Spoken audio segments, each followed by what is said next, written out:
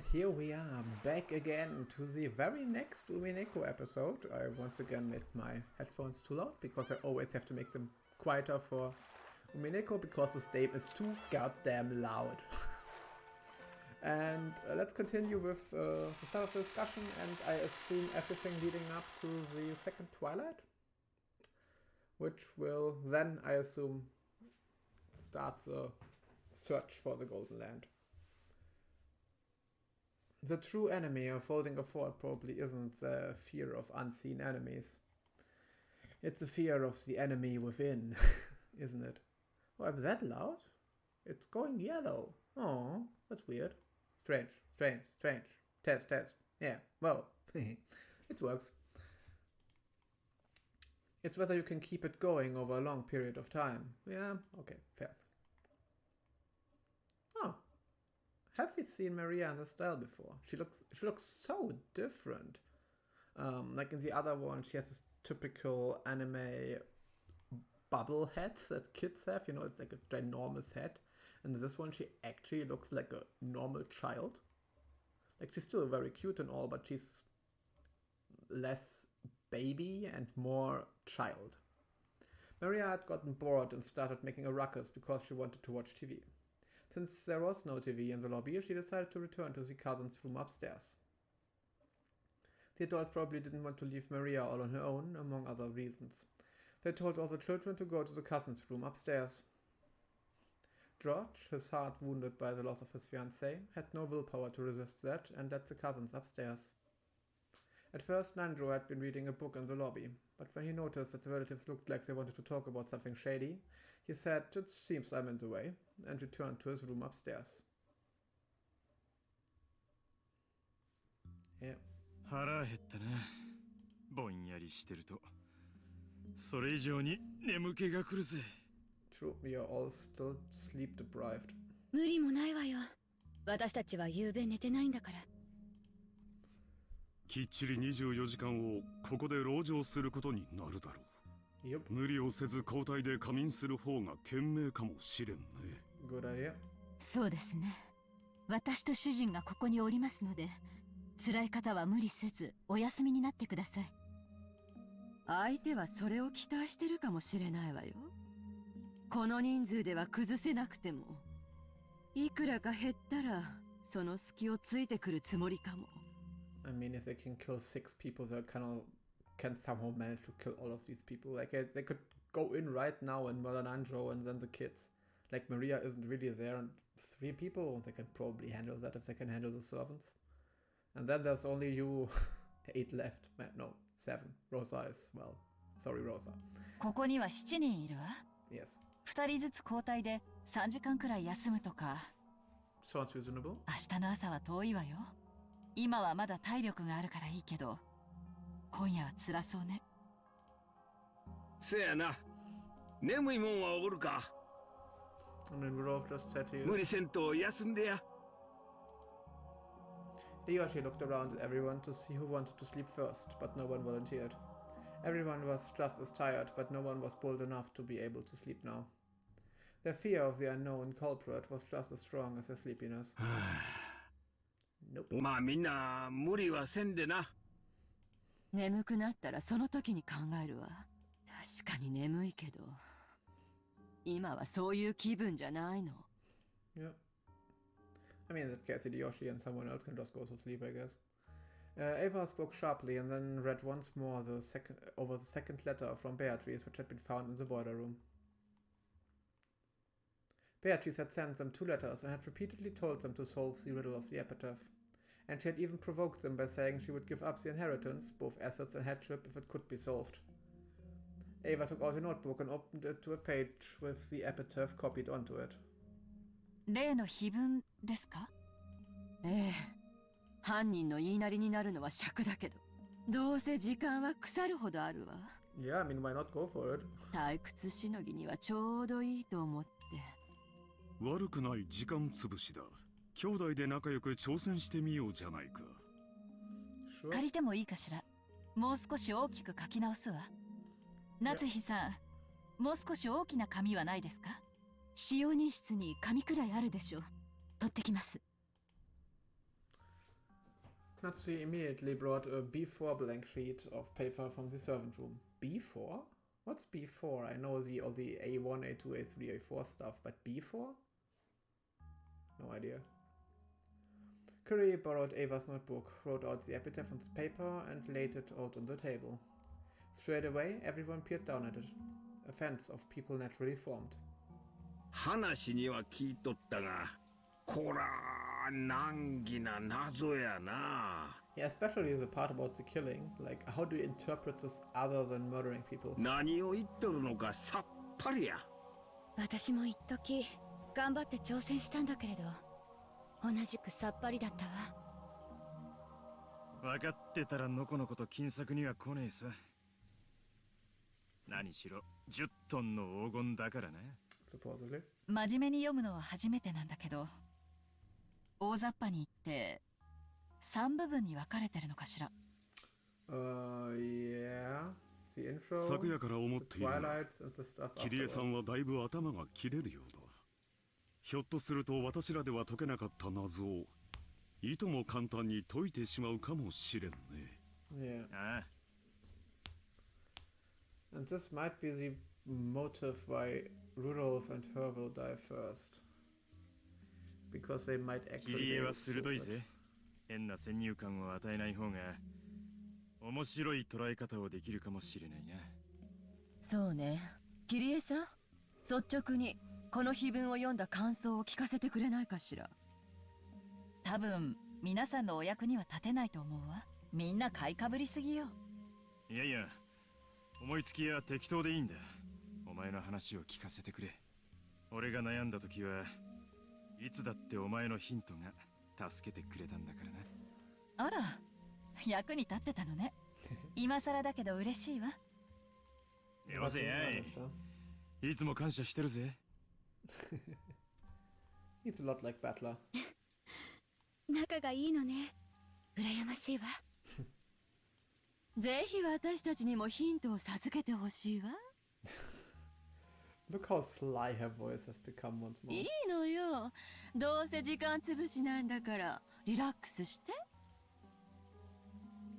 Kyrie was bewildered by all of this praise she was suddenly receiving. But they had plenty of time. She realized this was just a way to waste time, and she decided to accept that role.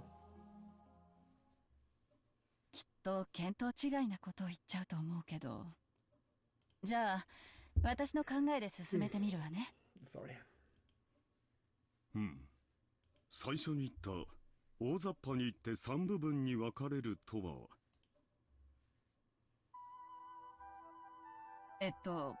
そのままの意味よ。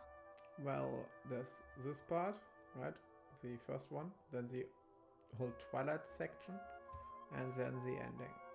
碑文はだいたい3つのパーツに分けることができると思うの。まず最初の「そこに黄金の鍵が眠る」までの5行。Yeah. ここまでが鍵のありかを示した最初の部分。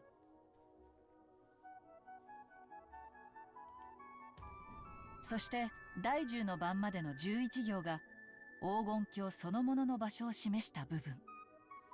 Yeah, this is basically where to find the starting point, then what to do from there, and then as soon as you arrive at the goal, what to do then. そして残りの6行は黄金鏡にたどり着いてからの部分ね。Yeah. Different colors of blue and purple. I don't know if this is the best choice of colors to differentiate. そうですね。鍵と黄金鏡、そして黄金鏡の宝の話の3つに区分けできますね。その程度なら我々だって把握しているさ。鍵と扉、そして宝を示す3つの区分だ。Yeah. 兄さん余計な口を挟まないで。キリエさんに自由な発想で発言してもらうのよ。キリエ、続けてくれ。俺たちもそれについては同じ認識だ。Wait, now I get it. This is Rudolph's A. That's Kiritsugu from Fate. I'm pretty sure it is. それで Yeah, that's him. 最初に出てくる懐かしき故郷というのはどういう意味なのかし Okay, ら。 let's try to read it once more ourselves before we let them talk about it. Behold the Sweetfish River, running through my beloved home of old.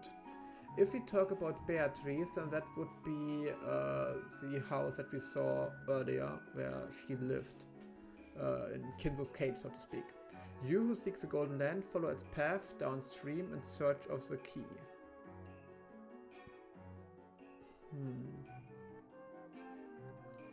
So it's a river on this island that's crossing through the old villa. If you follow it downstream, downstream in search of the key. You have to go downstream. While you travel down it, you will see a village. What could the village be?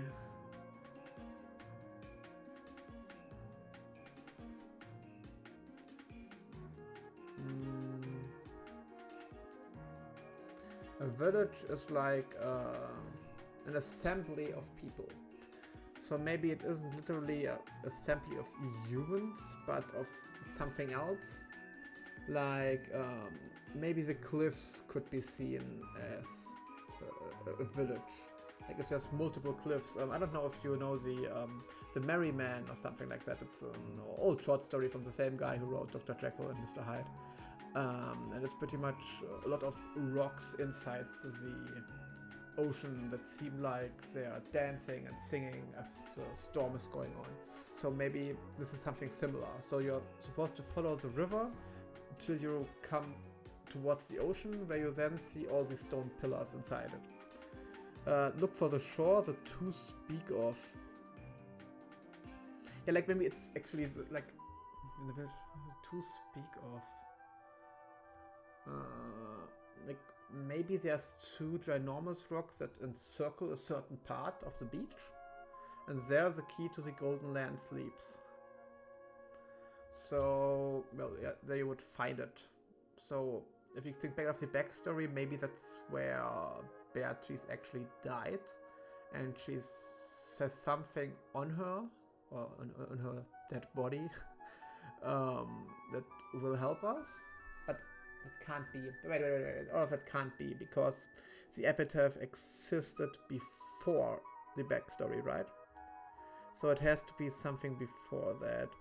It still could be a part of the beach that's encircled by rocks or something. What would the key be? I don't know. That doesn't. 普通に考えたらお父様の故郷を指すのかしら。懐かしきとわざわざ断るところを見ると、とても思い入れのある故郷のように思えるわね。お父さんは小田原の出身だったかしら？ Well, 生まれは確かに小田原だけど、 but I don't think he loved his life there. お父様が懐かしむ故郷は Yes. 多分小田原のことじゃないわ。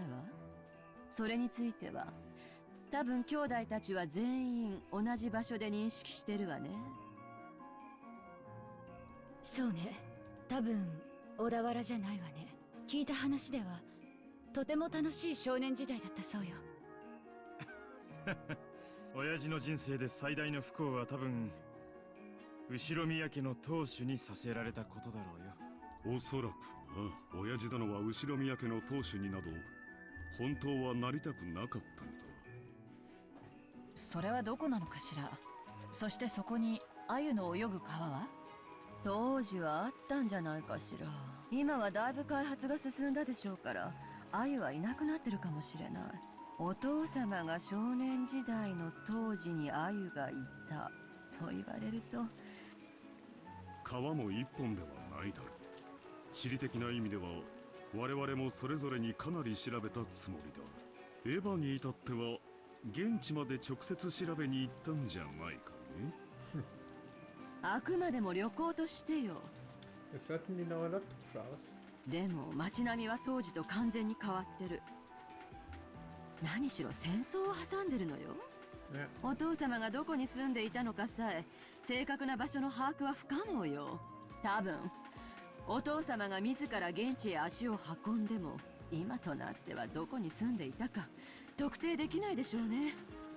Maybe. あちらさんも随分目覚ましく復興したって話だからな。鮎の川と言われてはっきりとした地名は出ないの？ Oh, I accidentally clicked on something again. そりゃな、何しろ鮎だぜ。 Oh, I'm covering. Sorry, Rudolph, you're screwed. 水がきれいな川に住むってんだから、それこそ心当たりの川は無数だったろうさ。親父が無邪気に鮎釣りをした小川も、その後の開発で戦前の地図、もしくは戦前の現地に詳しい人でもいりゃ話は別だが。多分そういう話ではないわ。Yeah.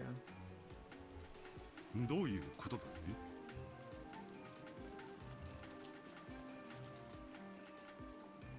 懐かしき故郷を貫く鮎の川、黄金鏡を目指す者よ。これを下りて鍵を探せ。ここまでの2行で一度開業してるのよね。この2行だけで何かの提示が成立するのよ。Yeah. その何かに基づいて次の3行が続くんじゃないかしら。何かの提示って何やろな。わからないわ。とにかくその2行だけでどの川かわからないとか、そんなあやふやじゃなくて、はっきりとこの川という特定ができるのよ。ひょっとすると水の流れる川ではないかもしれないわね。鮎の川は何かの比喩かもしれない。鮎という言葉にはどんなイメージがあるのかしら。 No idea. 鮎は鮭みたいなもんや。淡水魚だが生まれてすぐは海に出るんや。Yeah, okay, so a river that runs out into the ocean. Yeah. そして大きくなると川に戻ってきて生活し、そこに産卵して生涯を終えるんや。まあ一度は家を出るが、大きくなって戻ってきて卵を産むってなあたりは一族繁栄的なイメージがあるかもしれんな。へえ、淡水魚なのに海水でも生きられるのかよ。知らなかったぜ。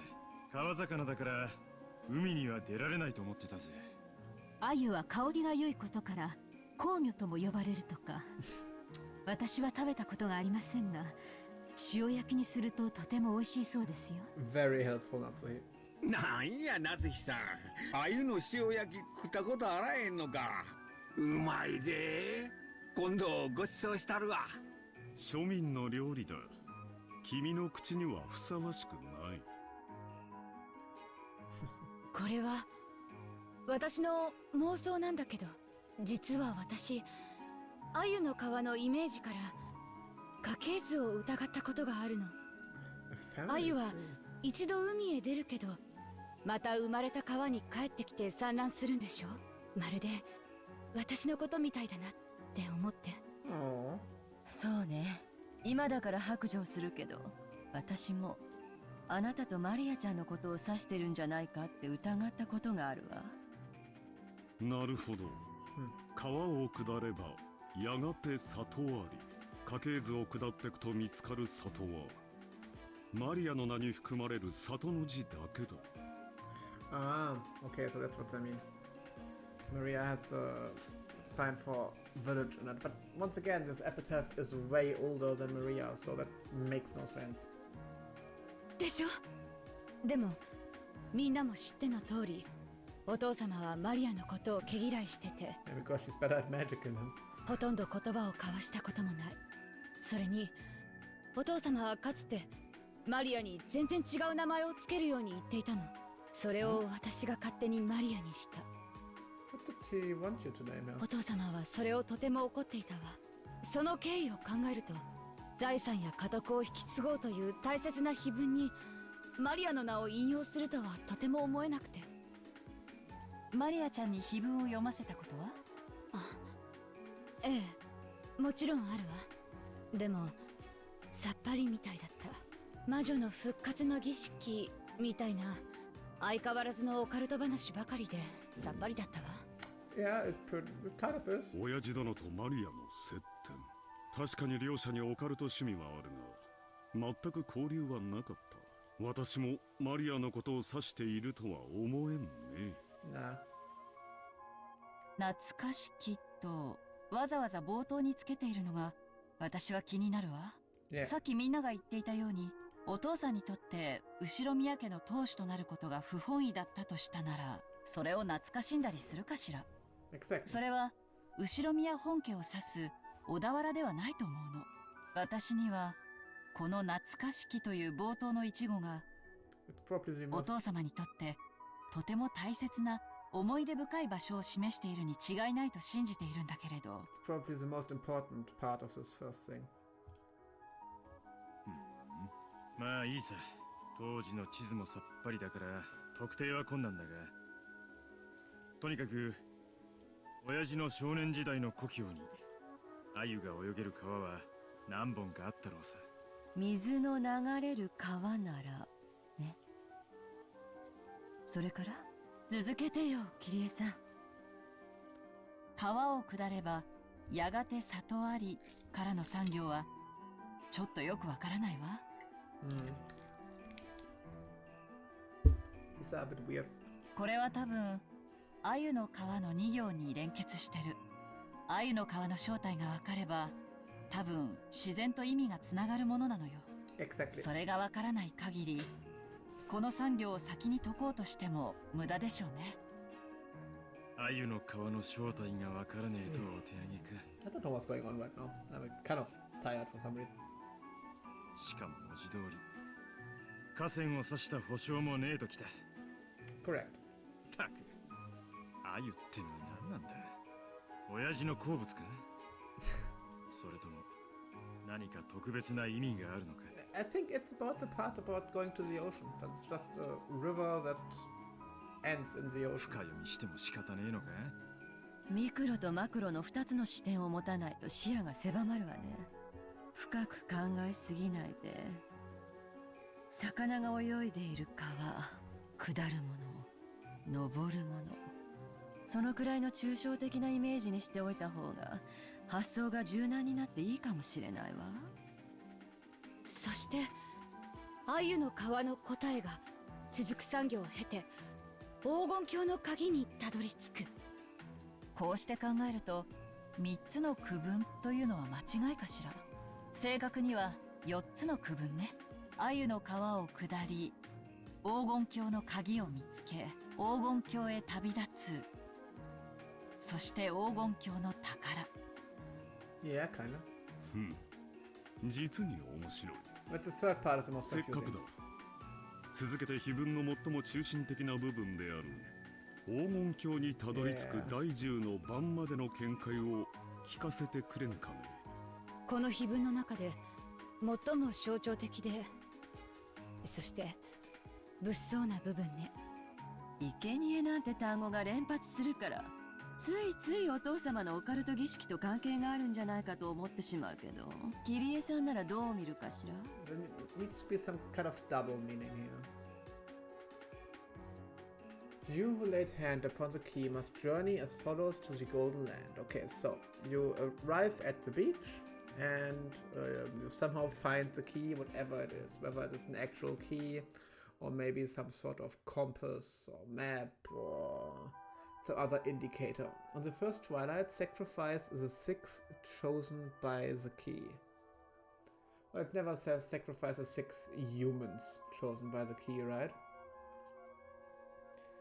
Sacrifice the 6 chosen by the key.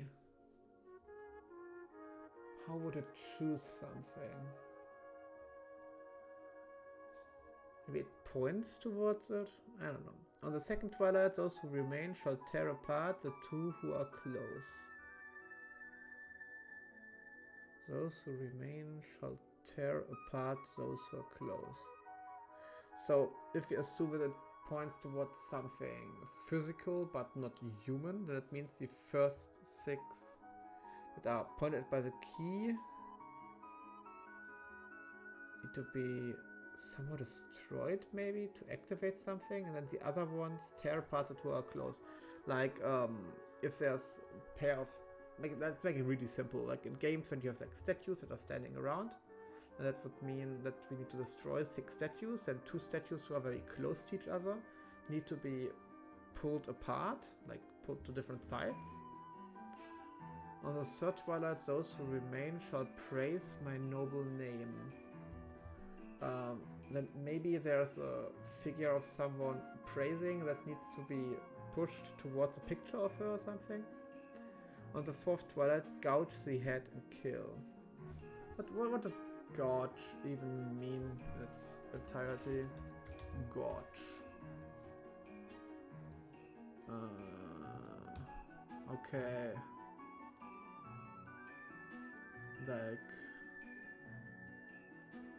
Like emptying out something. No, yeah, there we go. Like hollowing something out. So maybe there's like buttons in these statues' head, chest, stomach, knee, and leg.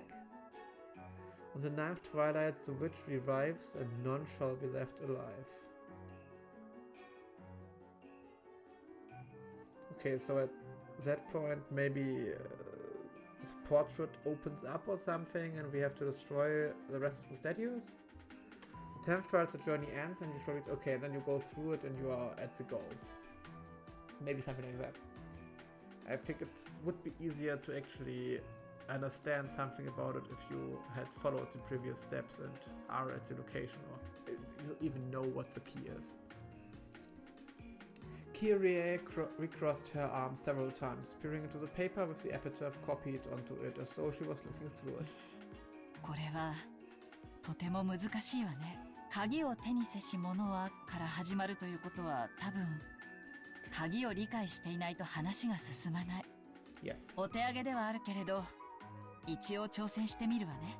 鮎の川が水の流れる川とは限らないように、その鍵もまた本当に鍵の形状をしたものなのか疑わしいわね。Yes. そうね。暗号とかキーワードの可能性もあるわ。だってこの鍵は鍵穴に刺すものじゃない。第一の番に6人の生贄を選ぶためにあるんだもの。It doesn't say people. その意味においてはこの鍵は黄金鏡の扉を開くものじゃないと言い切れるわね。しかし物騒な鍵です。6人もの生贄を選ぶ鍵なんて。鍵がどうやって選ぶんや。ルーレットみたいにくるくる回すんかいな。Maybe. この鍵がある特定の6人を指し示す。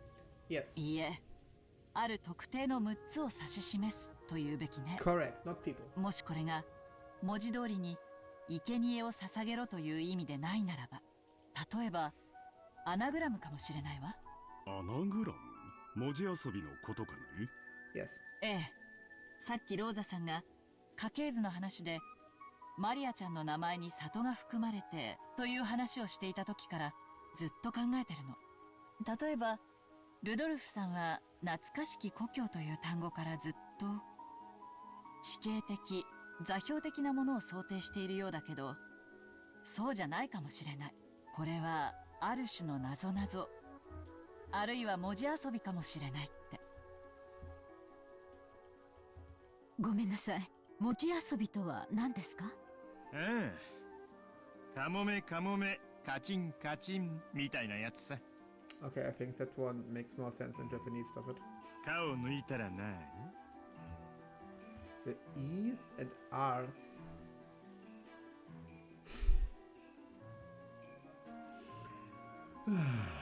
みたいな。You are truly Butler's father. 夏日さんは育ちがいいから知らねえだろ。カを抜くと？よしなさい。君にはふさわしくない品のない遊びだ。Only Natsui didn't get it and had a blank look on her face.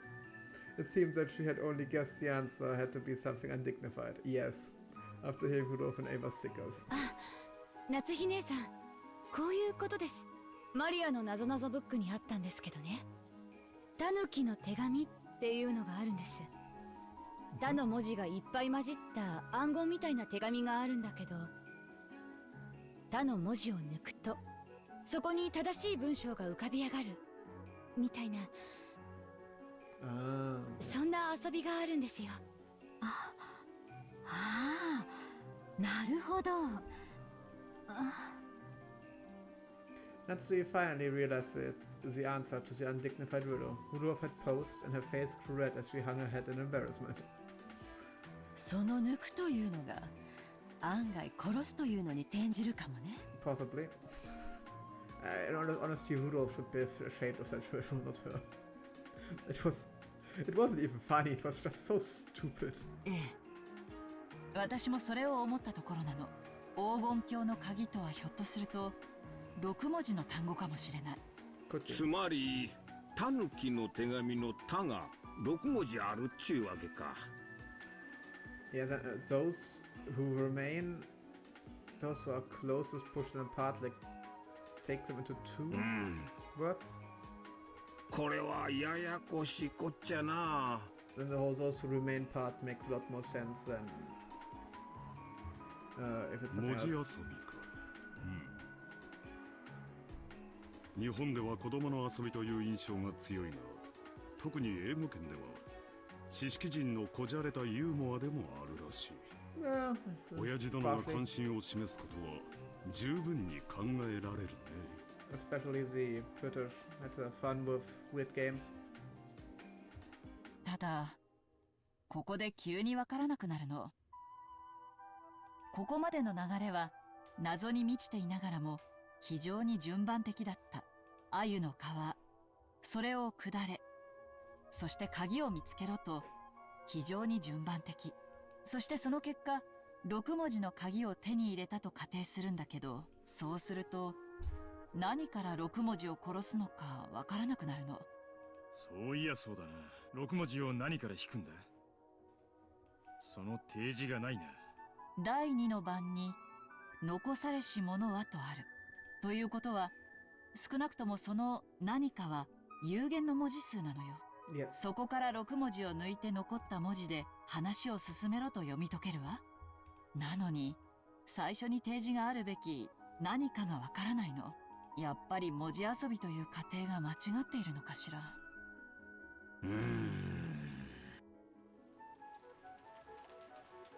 Everyone crossed their arms and fell into silence. I felt like they were about to reach a novel understanding that they had been able to, but they stumbled just one step before it.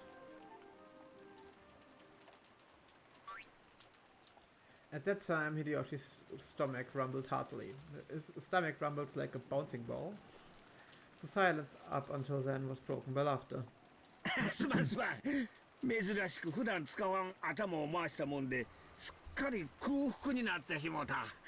やはり朝食抜きは答えるわなあ。夏日、 Yes. ここには何かないのかね。軽食の備え程度があったはずです。 Okay. 用意しますね。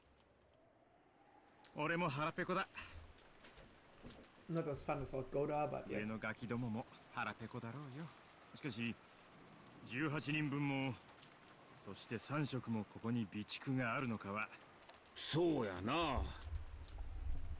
明日まで長丁場や。 Yeah, or we could send like go as a group, just take some food and just run back. 一度屋敷に戻って厨房で缶詰の類でも漁った方がええかもしれんな。Yeah. クラッカーとおつまみくらいしかありませんが、それでよければ準備できます。でもこの人数ではお昼の分も残らないかも。今はそれでいい。すまんが準備してくれんかね。Okay. It looked like the man had been taken over with an appetite that stopped all thought. The atmosphere grew more peaceful and the Epitaph investigation meeting broke up for the time being. But Ava kept staring at the paper the epitaph was written on like she was going to burn a hole through 文 it. 字遊びはあくまでも私の仮説。それが間違ってる可能性もあるわ。 Yeah. エヴァさん、あまり根詰めないで。ありがとう。私の勝手でやってるの。放っといてくれないかしら。 Sure. Ava spoke coldly. Korea didn't bother her anymore and went to help Natsui prepare for 姉 breakfast. さん、私たちも朝食の準備手伝った方がよくない？じゃああんたが手伝いなさいよ。私はこれを解くので忙しいの。ごめんなさい。 Aww. じゃあ私手伝ってくるわね。 I'll go to Rosa. まったく、なんであなたはそんななの？ Oh, shut up. この碑文を解いた人間が後宮家の家督を譲られるのよ。あなたは関係ないと初めから諦めているようだけど、もしも解ければローザにだって家督を引き継げるチャンスがある。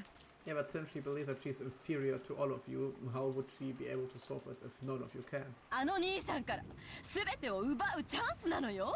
どうしてその千載一遇のチャンスをあなたは真剣になって挑めないの？それは。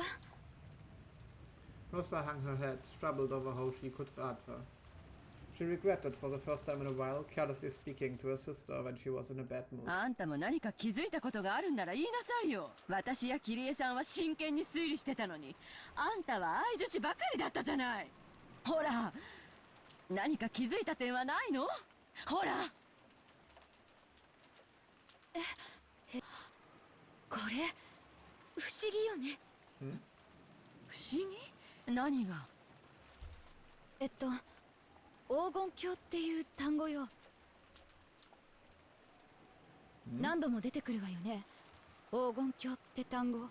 Yeah? それが何よ。黄金鏡を文字分解すると何かキーワードにでもなるの？そうじゃなくて、ほら、この第10の番だけおかしいでしょ。Yeah, you shall reach the home of the gold.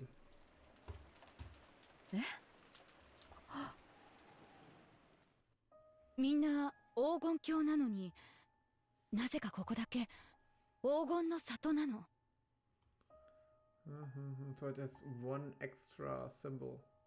Ogen no sato. Ogon, Ogon, Kyo, Sato. I don't know which part of this makes no sato and which one makes Kyo. わざわざのが1文字混じるのよね。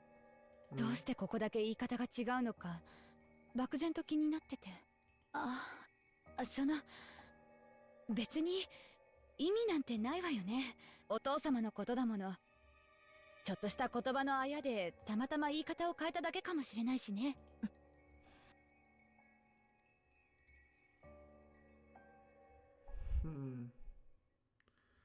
What do you do if you know? Still too bright. Not enough murder. おや、何がつまらないのですか？つまらんつまらん。はてさて、この子が何をぼやいているのかさっぱりですよ。おそらくマダムがバトラ様にいろいろと入れ知恵をしたのが不満なのでしょう。 You're supposed to have Battler's game, it's yours. How dare you? 別にそんなの不満ではないぞ。不甲斐ないバトラがようやくわらわに釣り合うレベルになったので。少しバトラ君と仲良くしすぎましたか。若い子同士に任せて老人は退散した方がいいのかしら。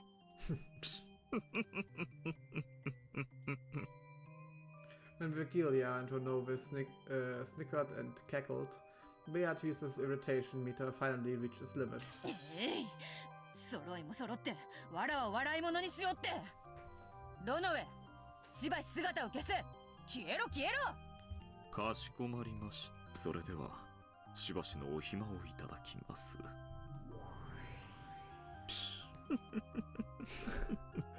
The laugh had to be. Renova bowed his head, still laughing, and hit himself.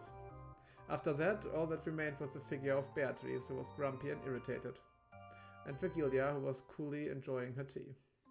この島に19人以上いないと言ったあの赤がむしろあなたを追い詰めました。やっぱりな、ちょっと早いかなと思ったんだがやっぱ早かったかな。彼をもっと迷走させてからならともかく。全くにもって無駄な切り札でしたよ。むしろ彼を奮起させてしまいました。In addition to his victory condition of denying the witch, Battler had held onto the different victory conditions since he had wanted to explain things without suspecting any of the 18. Hadn't he been at his weakest when he was being tossed about by these two opposing goals?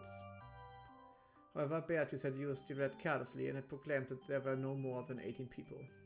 Yes, thus he has now to accept that it is one of them, and he's now working with them in mind, which makes things easier for him.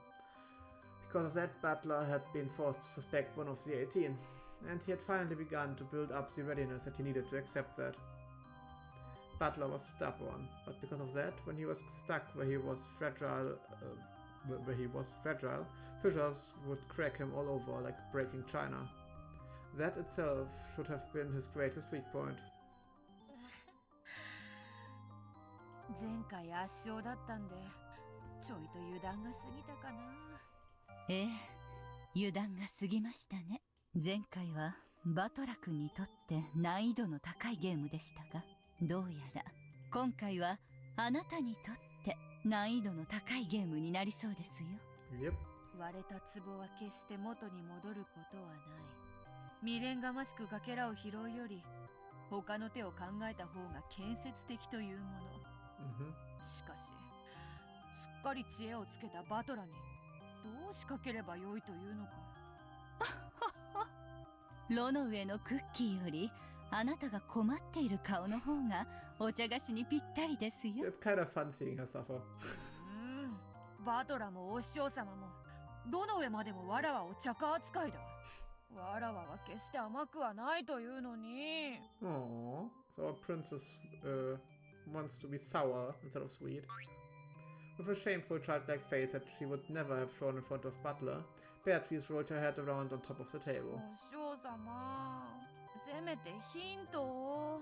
Aww. おや、 How sad. 何のヒントですか？バトラをギャフンと言わせてわらわを認めたくなるようなうまい指し手を。She really wants to be accepted by him and him to appreciate her, doesn't she? ズバリ教えろとは言わないから、せめてヒントだけでも。ダメですよ。私は今バトラ君の味方をしていますから、あなたに利することは教えられません。そんな固いこと言わずにさ、弟子が困ってるというのに。師匠を超えたと散々豪語していた気がしますが。Yeah. 年寄りらしく老快な知恵を一発授けてくれよ。頼むよ。バトラにばっかりずるいってよ。もう相変わらずのだだっこですね。でも確かにちょっとバトラ君にヒントを与えすぎたかもしれませんね。Oh God. あなたのお灸にはなったけど、フェアなゲームとしては少し肩入れをしすぎたかもしれない。そうであろう、そうであろう。頼むよ、お師匠様。せめて今後のヒントだけでも。ヒントだけですよ。意味は自分で考えるのですよ。I can just picture her bouncing around excitedly. 自分で考えるからさ、頼むよ。バトラをケチョンケチョンにできるやつを頼むよ、お師匠様。It was truly shameful how she behaved when Battler wasn't around, even though she acted utterly like a great witch in front of him. Virgilia sighed, lamenting under her breath that Beato never seemed to grow up. ではヒントだけ。イソップ寓話の北風と太陽というお話を知っていますか？ Nope. もちろん。旅人のマントを奪うために北風と太陽が勝負する話であろう？そうです。乱暴かつ請求な方法が常に最善の選択肢とは限らないということです。言われなくても分かっておるわ。わらわが勝ちを焦りすぎたことはすでに反省しておる。意味はよく考えることですよ。それからバトラ君も少々誤解があったようですが、あなたにも誤解があるようです。あなたはこのゲームの勝利条件を理解していますか？バトラを屈服させることの他に何があるというのか。ほら、その時点でもう間違っていますよ。わらわが何を間違えたというのか。あなたの勝利はバトラ君を屈服させることではありま It's せん to よ。 make him believe in witches. バトラ君にあなたという存在を認めてもらうことではありませんか。なんとバトラにゴマをすってわらわを魔女と認めてください、お願いしますと頼み込めというのか。This feels a lot like it feels more and more like these two are just two kids in love, and she's like, you want me to just go to him and say go out with me? Never. 愚かな。そこまでわらわは落ちぶれてはおらぬ。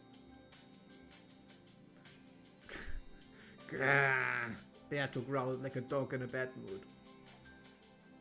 Virgilia shrugged her shoulders, snickering at her disciple, who was short-tempered as always. ヒントは出しました。あとはあなたがよく考えることですよ。いずれにせよバトラ君にこれまでの手は通用しません。相当の戦略転換が必要になるでしょう。 Maybe something different than a walkthrough? 言われずとも分かっておる。北風と太陽の話は何が言いたいのかさっぱりだが、とにかく方針を変えねばならぬことは分かった。お師匠様もあっと驚くような奇策を披露してみせるぞ。それは楽しみですね。バトラ君はそれにどう挑むのかしら。あなたの健闘も祈っていますよ。 I am curious バ what ト you ラ will come の up つ with. いでに。Let's see what she can cook up.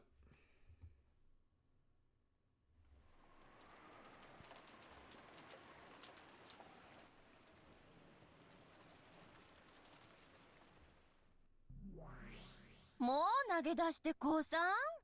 Hi, Mini Ava. そんなに眠いならお布団かぶって眠っちゃえば？ As my consciousness grew awake and I pretended to fight my drowsiness, sinking deeper and deeper into the sofa, I scolded myself. あんなにもクラウスから当主の座を奪ってやりたいって夢見てきたんでしょ？そのチャンスを私の魔法が与えたのに、あなたはもう放り投げちゃうの？そうは言うけれど、この謎は本当に難解よ。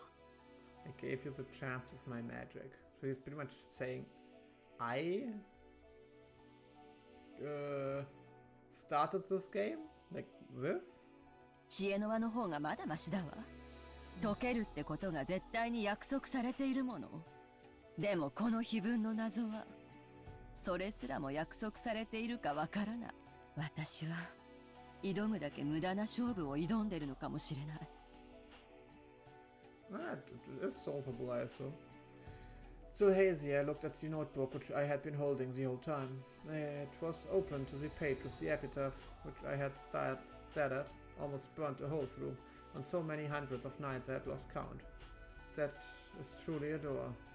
On the other side is the golden land, that place which ever since I was a child I've wished to reach. I've spared no effort to reach, and I've never been able to reach. Here I am, with both hands upon the table, the door, and even though the book, no, the door is open, I can still not reach the other side. そうよ。あなたは扉に手をかけている。さあ、それを力いっぱい開くの。そして、その扉に書かれた文字を読むのよ。力いっぱい開く？扉に書かれた文字を読む。Read the characters written on the door. Strain your eyes. See through to what lies further beyond the epitaph written in the notebook. 懐かしき故郷は私たちの想像をきっと裏切らないわ。お父様が唯一懐かしむ過去は少年時代だけだもの。そうね。なら鮎の川は、それが泳ぐ川は複数あるし、お父様が住んでいた場所のすぐ近くにあったかは怪しい。But what about this time of Beatrice? Why are we ignoring 鮎の this? 生息するどの川が地図上距離的に近いかなんて話になると、急に曖昧になって特定ができなくなる。自分で言ったじゃない。水の流れる川かどうかわからないって。鮎という言葉がそんなにもややこしいなら忘れてしまえば？川で考えるの。川で。家系図という連想は悪くないわ。その要領で川から連想するものを他にも考えてみて。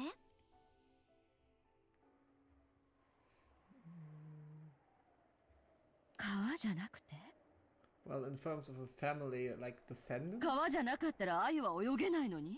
ああ。でも鮎が泳げるってことは海までつながってるのかしら。川魚だけど海に出るってうちの人も言ってたし。Yeah. 海まで。いえ、でも。Umineko. An ocean cat. 気づいた？でもうろ覚えなの。ここには書庫があったはず。調べれば確認できるわ。それが鮎の川なら、そして鍵は6文字の単語かもしれないなら、鍵が本当にその川に眠ってるというの？ I don't know. I don't know. Anyway, I have to search in an atlas. But even if I know that, I don't know from what I should take the 6 characters. 本当にわからないの？よく考えて。私たちは下手に頭がいいから発想が硬いのよ。気分の謎なんて大層に考えないで、子供の謎だと思って。男なんていくつになったって子供なの。Can't disagree. お父様が老境に差し掛かったとしても、心の中の本質的な部分は子供と何も変わらない。お父様への畏怖を捨てるの。マリアが船の中で突然出してくるようなくだらなくて低俗な謎遊びだと思って。謎くだらない低俗な。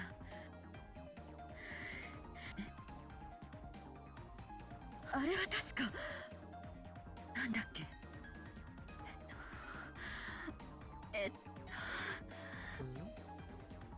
I'm sure if my memory isn't wrong, that was probably, No, I didn't have to rely on my vague memory. Should be able to figure that out immediately too by searching in the archive. 私たちは多分もう答えに気づいてるわ。あとはそれが正しいか調べるだけよ。さあエヴァ、誰にも気づかれないように書庫へ。あそこにはお父様の書斎から溢れ出した硬い本が山積みよ。きっと私たちの疑問に答えてくれる本が見つかるわ。急いで。これが生涯で最初で最後の私たちの夢の叶うチャンス。 What did you think of Mini Ava? Or Ava? When Natsui tried to lay a blanket over her, Ava suddenly jolted ごめんな up. さい。起こしてしまいましたね。エヴァ、眠いなら無理をしなくていいぞ。お前から休みなさい。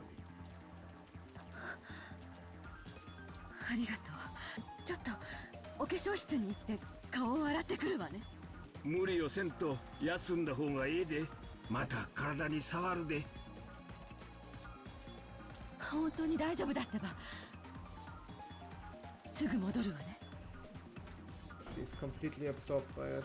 Leaving only those words behind, I left the lobby at a brisk pace. The lobby was partitioned off by a door, so as soon as I went into the corridor, they could no longer see me. The archive was next to the servant room.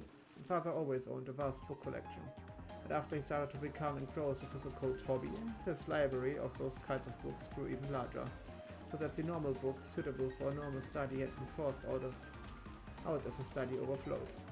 This archive was where those normal books were stored. They were all stiff books for intellectuals, like complete volumes set of encyclopedias. It was very convenient for me, now that I was investigating something. I entered softly, and just in case, I checked the room with my gun readied, making sure that there were no suspicious people there. Then I locked it from the inside. Actually wasn't thinking that the murderer might be hiding somewhere. What scared me was my fear that one of the siblings might hear what I was investigating. She wants to solve it, and no one else is allowed to come into her way. My heart had started jumping. I had been half asleep until a short while ago, so I hadn't been able to realize how significant the thing I had realized was.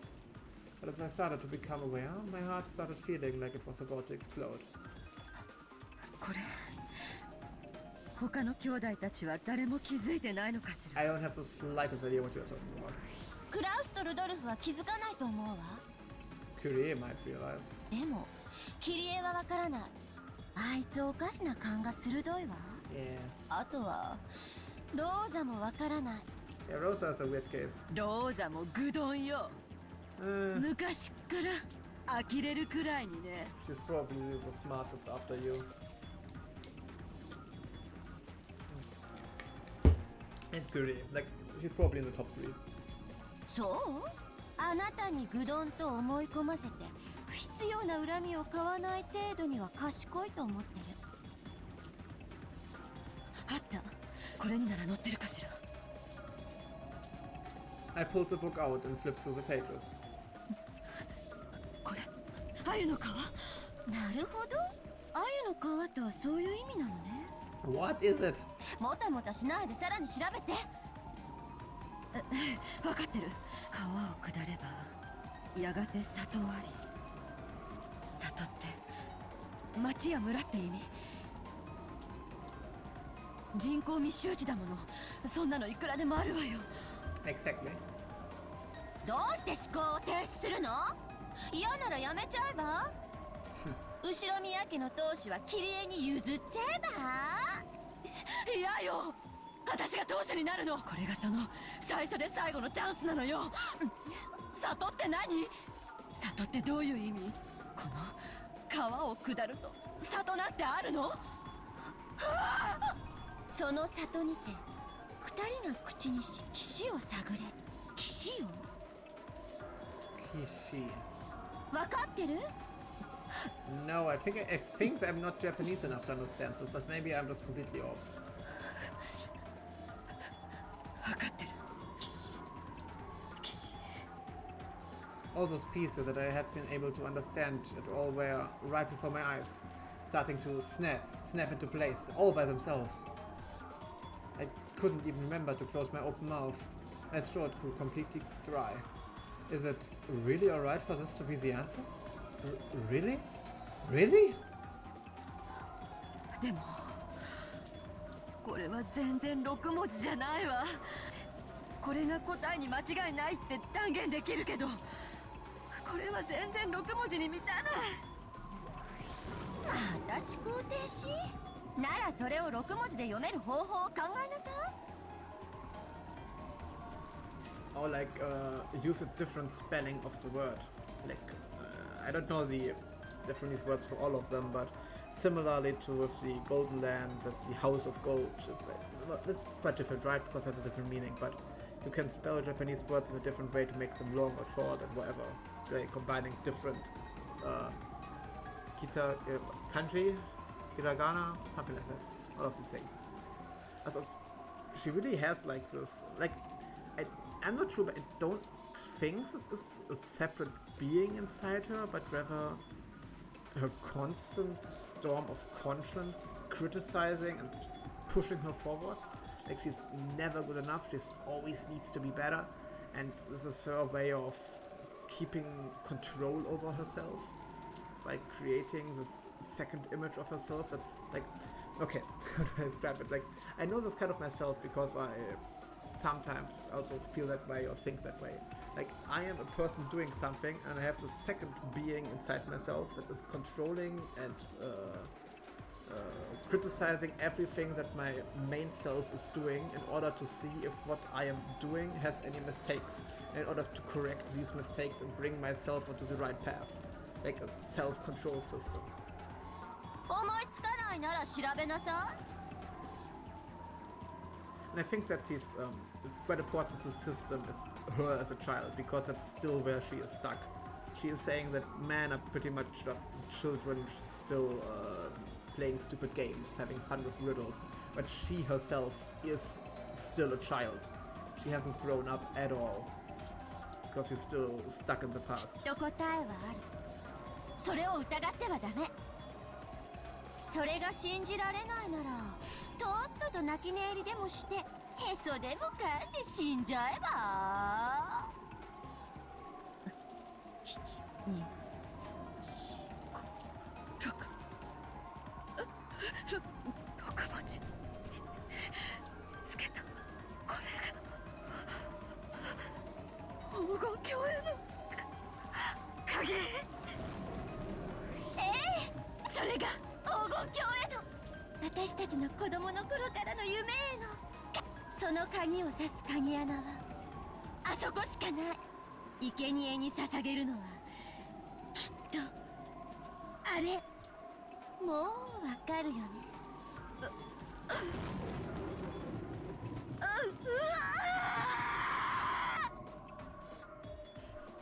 He's having a slight breakdown.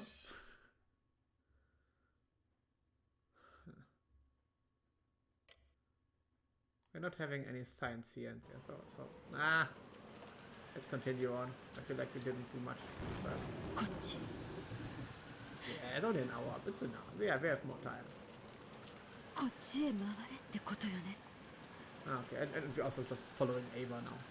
こいつらが私をこっちへ回れと誘ってるもの。 She stormed out immediately. My heart leapt, because there, gaping wide, was the opened mouth of eerie darkness. 何よこれ。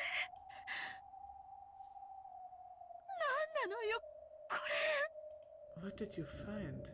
And I strained my eyes, peering into the darkness. I saw something that looked like a light switch. In addition, there was a switch with open and close written on it. I resolutely pushed the switch for the lights, and rough lights, almost like you would find in a coal mine or something, flickered on sporadically, making a staircase that stretched underground come hazily into vision. It was creepy how it now looked even more gloomy with the lights turned on.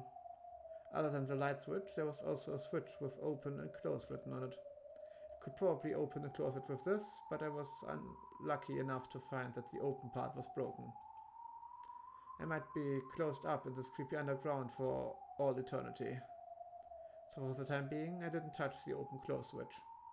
And as I readied my gun again, I slowly went down the stairs. Where did you go? Because the ceiling was very high, it didn't feel cramped. On the contrary, it felt as though a cool breeze was blowing upwards, and I even sensed a spiritual presence from the eeriness of it. With my gun at the ready and carefully staring forwards, I continued descending the stairs. The walls, the stairs, the lights, all of them were very old-fashioned. It may be beyond doubt that this had been made at the same time that the mansion had been constructed on this island. There were cracks in the ceilings, and water clung to the walls, constantly dripping down. That water fell into a gutter that had been set up alongside the stairs, then quickly and silently flowed into the underground darkness. It was as though it was telling me to go faster. The staircase turned back on itself a number of times. It was hard to tell how far underground I had gone, but I thought it to be much deeper than one floor. I never expected to actually partially solve the epitaph so early. Like, it's episode 3. I thought it was supposed to be like an episode 7 thing. And eventually, or maybe episode 4 is the finale, you know, but not episode 3, and not even at the end, but like in between. And eventually, a rough metal door showed itself, and there characters had been written in a dark red paint. They had probably been written a long time ago. On the 10th twilight, the journey ends, and you shall reach the home of the gold. My heart, which was already about to explode, jumped about even more so as soon as I read those deep red letters. There's no mistake. This is the last stop. Father's golden land. I calmed my throbbing heart, somehow regained my composure, and readied the gun again. But since in the end I couldn't open the door with my gun held in both hands, I lowered the gun, carefully raised my breath, and opened the door. Isn't that too easy? Aren't we still missing tons in between?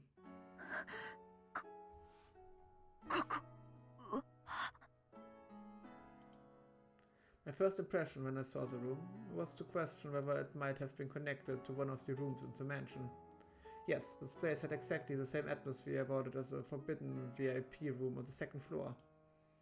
But this was underground, so there was no windows. There was only the solemn light of a grand chandelier. But the quality of the interior, dimly lit by the faint light, was more than enough to take your breath away. That's a gold. But doesn't that mean she has won? That Beatrice lost? A bed with a canopy and a rocking chair that looked like it would be very comfortable to sit in. an extravagant sofa and carpet. The room was like a dream every girl yearns for at least once. And yet, since it was an underground hidden room with no windows, it actually felt more like it could be the hidden house of a witch. Is this actually real, or is Ava just unconscious and delirious? I had never swallowed the legend of Beatrice, Witch of the Forest. However, if you're shown this room, it certainly would become hard to doubt that she actually had existed and had lived in here. Although I was dumbfounded by this room, I cautiously, no, timidly, kept my gun raised and searched the interior. And in the center of the room, I found it.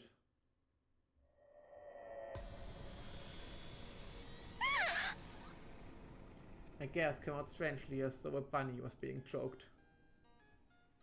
I mean, after fighting something like this, no one would have any words other than this stupid voice.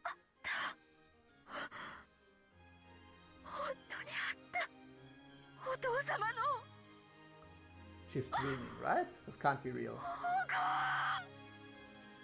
On the opposite side of the canopy bed, it was piled up in a massive heap. A mountain of gold ingots. Of course, they weren't piled up carelessly in a way that would damage the dignity of this room.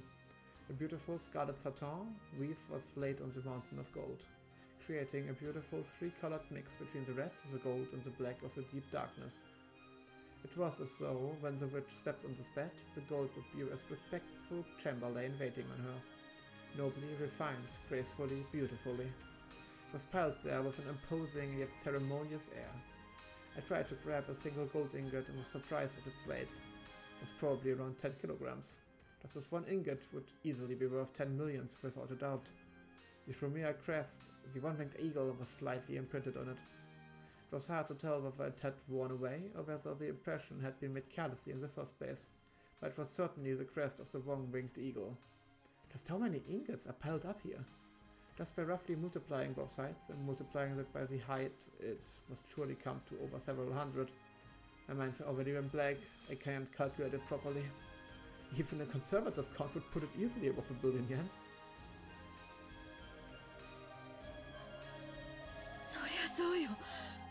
そうに決まってるわよ。だって10トンの黄金よ。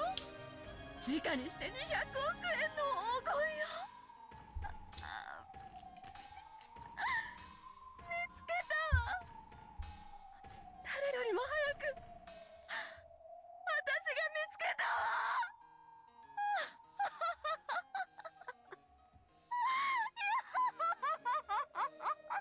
Have to really. Oh, sorry. I didn't want to stop you laughing. In front of the mountain of gold, I spread my arms and looked up at the ceiling. A laugh without a trace of dignity flowed out from my entire body. I had no intention at all of laughing in such a weird way, but I just couldn't hold back the happy feeling that flowed throughout my entire body. I understand. Like this is everything she ever wanted in her entire life.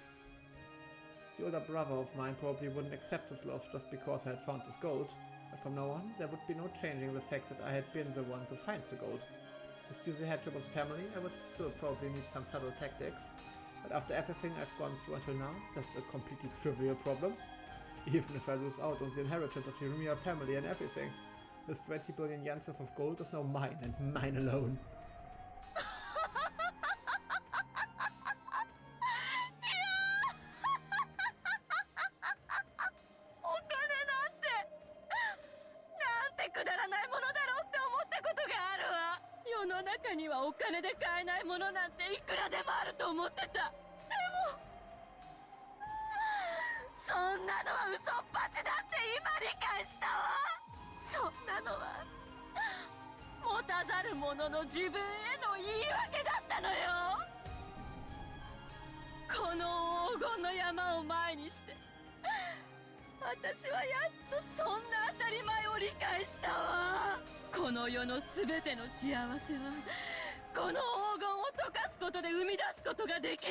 I think she's lost it.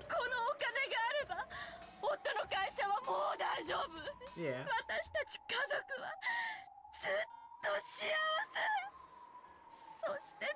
にも Aw. 莫大なお金を残してあげることができる。 It's actually really cute that the first thoughts aren't about making herself a better life, but making her family a better life. 他の親戚たちなどやがては没落して消えるわ。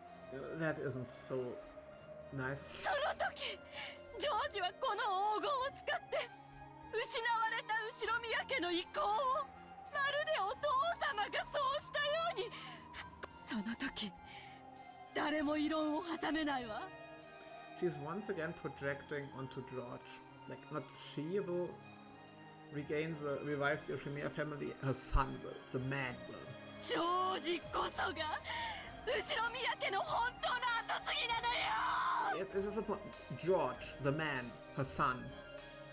He is the successor, not her. He. It happened. My wish was granted. That dream I had wished for ever since I was born to this world as Ushiromiya Eva has been granted completely in this very moment.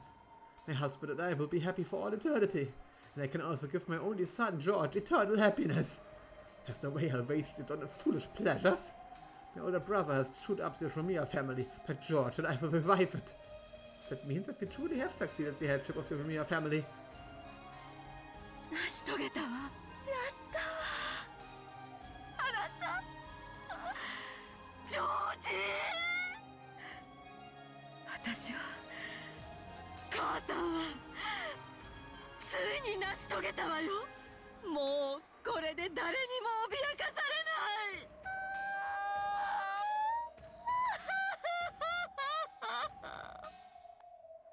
That's right, after this, never again will we be smothered by sad nights.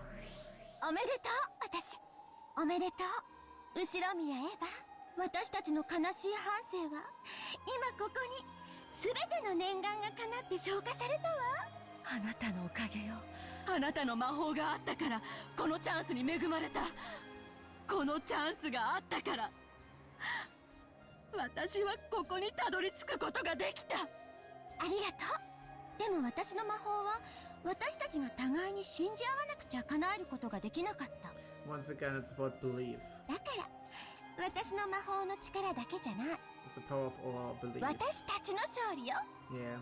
だからこそ私たち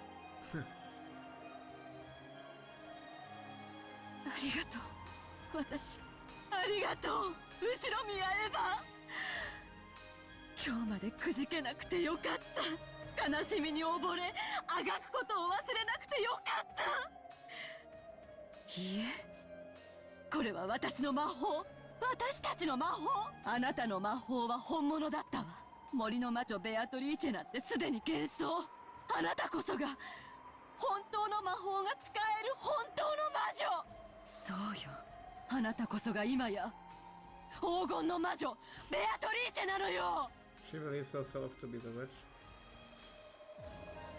She is the magician. She did the incredible. She is the golden witch Beatrice. Quite the screwed up worldview. Eva decided to leave that place for the time being. When she climbed the stairs again, trying to leave the secret place, she saw a creepy, swaying human shadow blocking her path, and her dreamlike state was blown away. I think she actually did find it. Crazy. 誰？ For an instant, she believed that the true master of this room, the real Beatrice, had appeared.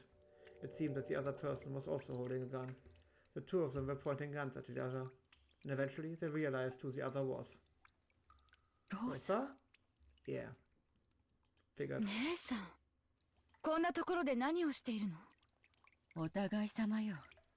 あなたこそこんなところへ何のご用？ Oh no. 姉さんにヒントをあげるんじゃなかったわ。Rosa is smart. そうだったなら、ここにたどり着いたのはきっと私が一番だった。残念よ。 It seems that Rosa knew where the staircase went, and what was waiting ahead of her. 言うわね。私より遅くたどり着いたくせに。アユの皮に悩みすぎたわ。アユなんて大した意味ないじゃない。そんなことないわよ。立派なヒントだったじゃない。まあ確かにアユである必要はなかったかも。でもアユが海に出る魚だと聞いて、私はそれで気づ Yeah, いたの。 that's the important part. Your husband helped you. Oh, it's like kind of cute. この奥には自分の目で確かめたら、あなたの想像をきっと裏切らないわ。 I wouldn't trust her right now. 怯えないで姉さん。私はもともと当主が誰になるかなんて興味ない。後ろ宮の席だって興味ないしね。本音を言うと、自分が当主になるんだってずっと威張り散らしてたクラウス兄さんから姉さんがその座を奪うならかえって小気味がいいくらいよ。 I once again find it so hard to actually read what Rosa really thinks. Because as much as this part is true that she absolutely is happy that Kraus doesn't get it, I'm not too sure if she actually is happy that Ava would get it. And she has no interest in it. 本気で言ってるの？ I mean, I don't think she cares about the Ushiromiya name itself, but... もちろんよ。私は後宮兄弟のはぐれ者。仮に私が当主跡継ぎだとお父様に指名されたとしても、それを兄さんたちが認めてくれるわけもない。Yeah. そこまで甘い夢は見てないつもりよ。She is 私にも scary. 見せてよ。Like, if any of the siblings truly scare me, and I truly think they are the most dangerous of them all, it is Rosa. I think she's even scarier than Ava. 姉さんの勝利の証を。I'm not too sure, 私 Ava. は兄弟で取り決めした正当な取り分さえもらえれば、むしろ姉さんがこのゲームの正当な勝利者だと積極的に認めるつもりよ。 There comes the condition. 私を撃っちゃえば、この黄金はローザの独り占めになっちゃうわね。それは同じよ。姉さんが私を撃てば、この黄金は姉さんの独り占め。 There we have already the siblings going at each other's throat immediately. For a tense while, the sisters pointed their guns at each other. Eventually, after they sized up the glint in each other's eye, they lowered their guns. Eva removed her finger from the trigger and held the gun upside down. It was a position that she couldn't quickly shoot from. When she saw that, Rosa held hers the same way. Always imitating. そうね。相手を撃って黄金を独り占めにしようという提案は、でも台風で隔絶したこの島から突然失踪すれば絶対に大騒ぎになる。 Do you think the other six murders won't be? ここに死体を隠せば簡単には見つからないだろうけど、何百億円の黄金があろうとも、殺人の罪を犯すリスクには割が合わないわ。むしろそれを出しにされてクラウス兄さんたちに絞り取られるのがオチね。同感よ。ここに現れたのが兄さんやルドルフであるくらいなら、あんたであったことは不幸中の幸いかもしれない。私は兄弟であんたを一番信用してるの。I absolutely do not. ありがとう。私も姉さんのこと兄弟で一番信用してるわよ。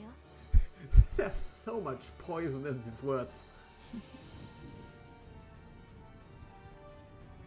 私も黄金が見たいわ。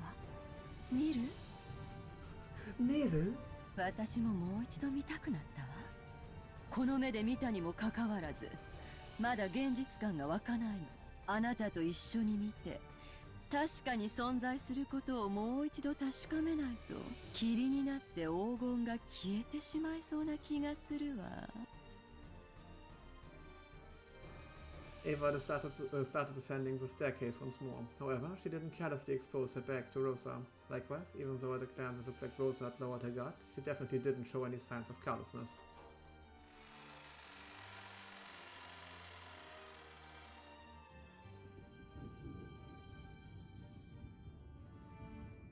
And they reached the room of the witch once again. Rosa also gasped, made speechless by the vast amount of gold.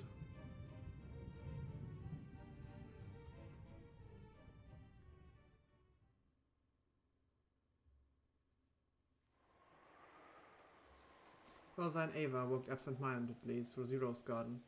They had left the guest house secretly, so they had to be careful when they returned as well. They had to regain the sense of tension now. おめでとう姉さん。ありがとう。姉さんが決めたのよね。後宮家当主跡継ぎの肩書きに5割って、ここで聞いてくるとはね。Yep. 今やそれはクラウス兄さんのことではない。だから姉さんの取り分が5割とその4分の1で125億。すごい取り分じゃない。私は25億で満足よ。ルドルフ兄さんだって文句は言わないわ。文句を言うのはクラウス兄さんだけでしょうね。そうね。何しろ六軒島の実質的管理者は兄さんだもの。そしてその敷地内に黄金があった以上、第一発見者が私でもうまくことを運ばないとややこしいことになりそうよ。ならないわよ。そこまでをも想定して私たちは昨べ散々議論を尽くしたんじゃない。果たしてそううまくいくかしらね。 Words are words. 私はもうすっかり興奮は冷めてるわよ。 What's not written down on paper or made sure in the other way, you can always go back on. ここからの調整の方がむしろ問題ね。それは新しき後宮家当主の問題ね。 But I wonder, since they now solved it, they technically beaten Beatrice, right? 姉さんが楽しむべき問題よ。 Or rather, as Ava now claims she is Beatrice. 私には関係ないわ。言うわね。第二発見者として姉さんに協力するから、どうか例の前払い分私の1億5000万だけは3月までにお願い。 Fair. いいわ。私に協力するならそれくらい気前よく払うわ。私は兄さんじゃないもの。とりあえずは兄さんたちを驚かせましょう。実際の場所は伏せるにしても早くクラウス兄さんの驚く顔が見たいわ。 Will everyone be alive when we return? ちょっと待ってよローザ。それをみんなに伝えるのはまだ待って。どうして？バカね。決まってるでしょ。相手はあの尊大なクラウス兄さんにずる賢いルドルフなのよ。やがては発表するにしても今はまだ早いわ。 I wouldn't trust anyone here right now with the island being complete isolation. They could easily start to say, well, if something else happened, I still might get the money, right? She found it first, but if she isn't alive anymore, who cares? どうやって話を進めるか慎重に検討してからじゃないと。せっかく見つけた黄金を全て兄さんにかすめ取られることもあり得るわよ。 Ava had thought she had just said something completely obvious. So when she saw Rosa's expression suddenly cloud over, she was a little surprised. 何か不満なの？クラウス兄さんたちの性分はあんただってよく知っているでしょうが。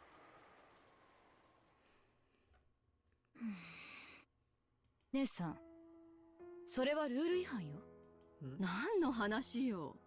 私たちは誰が黄金を見つけてもすぐに報告するというルールになっていたはずよ。Rules. それを渋ればルールの根底が崩れて後で何かの火種になるかもしれないわ。クラウス兄さんが狡猾であるならばあるほどにそのルール違反は後でこじれるわ。 Yeah, he will just say, well, you broke the rules, so nothing we said applies anymore. バカ言わないで。ここは兄さんの島なのよ。そしてさっきの黄金はキャッシュじゃない。10トンもの莫大な換金物の山なのよ。運び出して現金化するには相当の手間をかけるわ。そしてそれはこの島を実効支配している兄さんにあらゆる面で有利に働くわ。そんなこともわからないのあんたは。そういう腹の探り合い私は好きじゃないの。私は自分の取り分の25億をはっきり確定させたいだけ。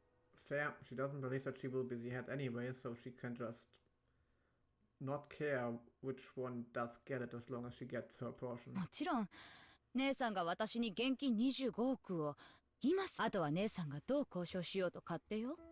Yeah. でも私の取り分が手元に入るまでは私は兄弟のルールを遵守するわ。何を甘いことを。あんた兄さんのずる賢さを何も分かってない。 She wants to pretty much make clear to her that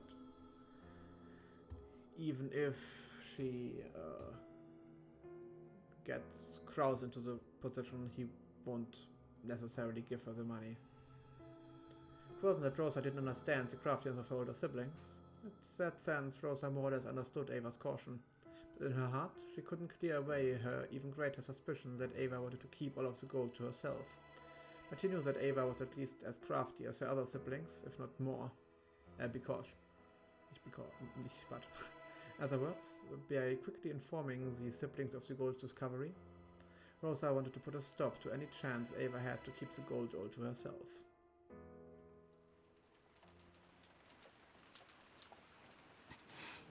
ローザ、悪いけど、今だけは私の言うことを聞きなさい。言うことを聞かないと1億5000万は用意できないってこと？そういう言い方をしているつもりはないわ。でも、あなたが本当にそのお金を必要としているなら、私に協力した方が現実的よ。兄さんたちに話せば、その当然の取り分すらもなくなってしまうかもしれない。それは嫌でし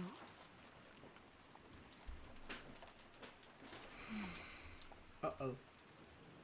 For a while, a severe expression that she had never shown to her sister before rose to Rosa's face.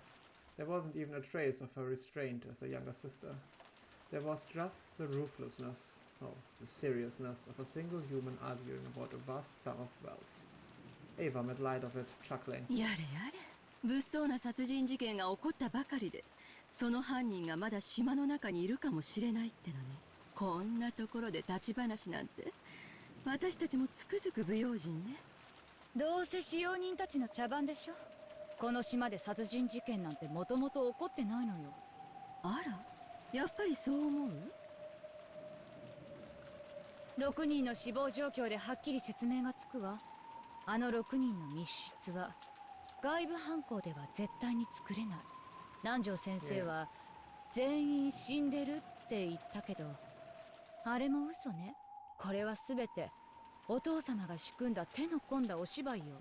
使用人たちはみんな死んだふりをしているだけよ。もともと殺人なんか起こってない。殺人犯なんかうろついてるわけがないのよ。へえ、あんたがそれに気づくとは意外ね。割と怯えてるように見えたから、そこまでは気づいてないと思ったの。私、そういう場の空気は読む方なの。おかげさまで鍛えられたから。Truly, that's right. Before we realized that the servants had died and the members of the Ushiromiya family had become the only ones on this island. After Nanju had proclaimed the deaths of the servants, and the relatives had begun to discuss the riddle of the epitaph, he had disappeared upstairs as though he was in the way. すべて私たちに非分に挑戦してもらおうというお芝居だからこそ、姉さんが勝利者であるという宣言が必要なのに、あの焼死体が本当のお父様のわけがない。足の指の数が同じ死体をどこかで調達してわざわざ悪趣味に焼いてみせたのよ。きっとどこかに隠れて私たちがどう振る舞うかを監視してるわ。姉さんが黄金鏡に至ったこともきっとすでに知るところよ。だからこそ早く姉さんが勝利者であると宣言すべき。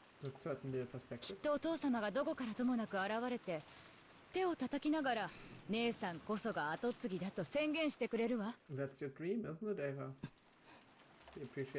まあでも私は姉さんから1億5000万を無心しなくてはならない以上、何も逆らうことなんかできないわね。私の言うことを聞いて兄さんたちには黙っている。そこをはっきりさせなさい、ローザ。私は話したいわ。ルールを定めたのはつい昨べよ。それを保護にすべきではないわ。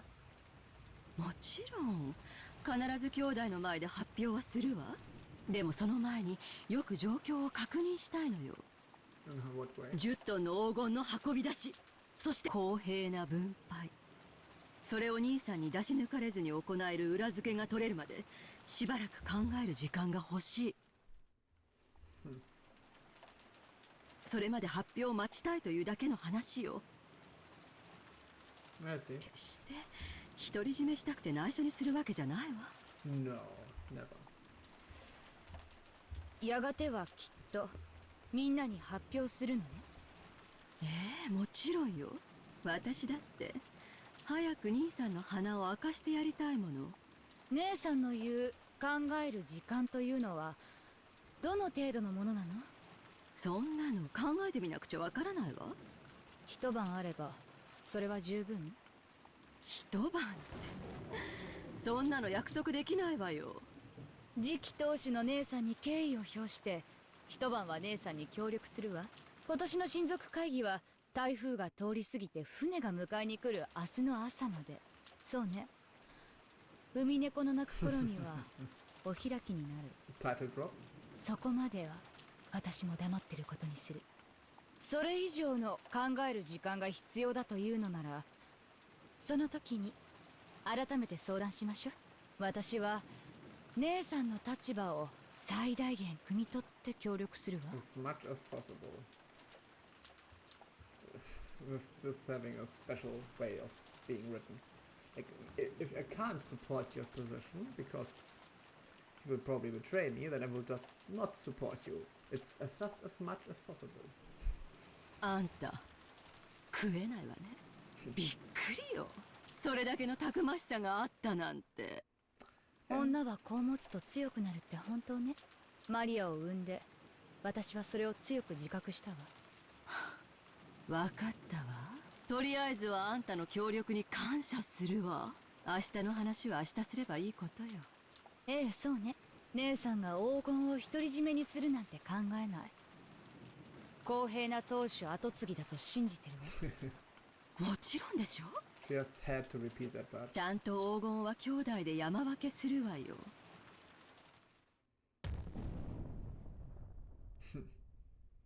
いやよ、これは私が見つけた。 Yes, I did this. 私たちが碑文の謎を解いたんだから。Ah, once again. Oops.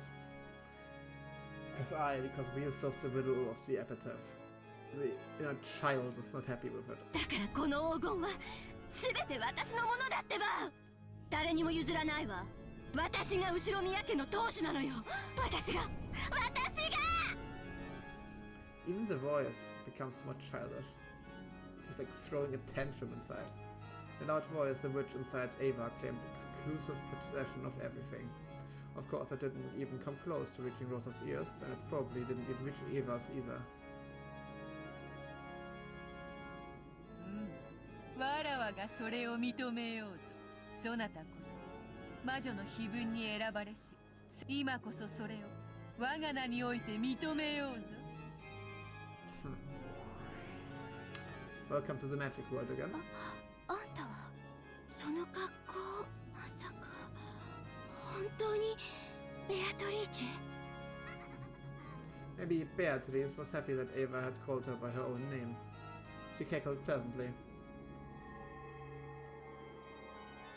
So will we get a witch Ava?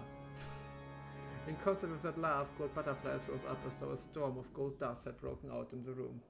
And the room shone the color of gold. いかにもわらわが黄金の魔女ベアトリーチェである。そう怯えることはないぞ。わらわはそなたの偉業をたたえて You did it. You won. 本当に素晴らしい。あの碑文の謎を見事解いてみせたと。わらわを感嘆させるに値する。あの手紙の差出人はあなた？なら私は全ての黄金と後宮家の家督を引き継げるのよね。あなたはそうあの手紙に記したわ。そして私はその挑戦に打ち勝った。わらわはそれを認めようぞ。今やこの積み上げられた黄金のすべて、後宮家のすべてをどうしようもそなたの自由ぞ。何しろ今この瞬間よりそなたはもう後宮家の当主なのだから。 What game will little Ava play? 本当に？本当よね？本当よね？興奮するでな。わらわはそなたを率直に褒めておる。その証、そなたにこれを授けよ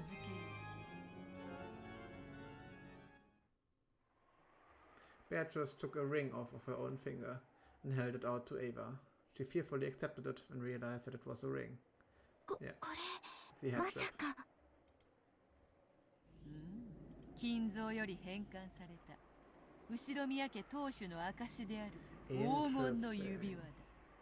So now Ava is the one controlling this game. 今よりそれはそなたのもの。それを指にはめ、兄弟たちの前で高々と掲げるがよい。 Also, she doesn't have to follow the epitaph anymore, right? So there's no need for 2 killings of the one closest and then the other 5. そなたが今や後ろ宮家の家督を継いだことに誰も疑いを挟めぬであろうぞ。 Ava stared closely at the ring. Certainly wasn't a fake, without a doubt it was a real thing. She, who had dreamed of receiving this ring someday, and who had stared fixedly at it countless times, could say that for certain. This ring had now designated her as its new owner, and had been handed over to her. One ring, to torture them all. She put it on and timidly, she put it on the middle finger of her left hand.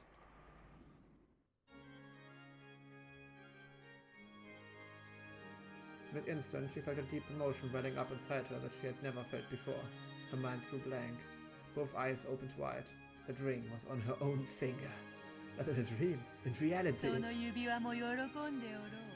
それほどまでに指に通すことを夢見ていたそなたのもとへ行くことができたのだから。指輪、お父様の指輪。そなたはそれを、そのようにして自らの指に通すことをどれほどの世に夢見てきたのか。その思いの強さがそなたの魔法に通じ、そなたは今や立派な魔女を名乗る資格があろうぞ。あなたは何者なの？本当にベアトリーチェなの？ Yep. 我こそは黄金の魔女ベアトリーチェ、後ろ宮家顧問錬金術師。金蔵との契約に従い、そなたに今こそ全てを受け継ごうぞ。金蔵に託した全ての黄金、そしてそれにより築き上げた全ての財産、そして後ろ宮家の家督と名誉、そして我が力と無限の魔女の称号をそなたに引き継ごう。 Interesting. How will that 魔女 look の out? 称号。 Oh, will we get a new portrait with Ava as a witch?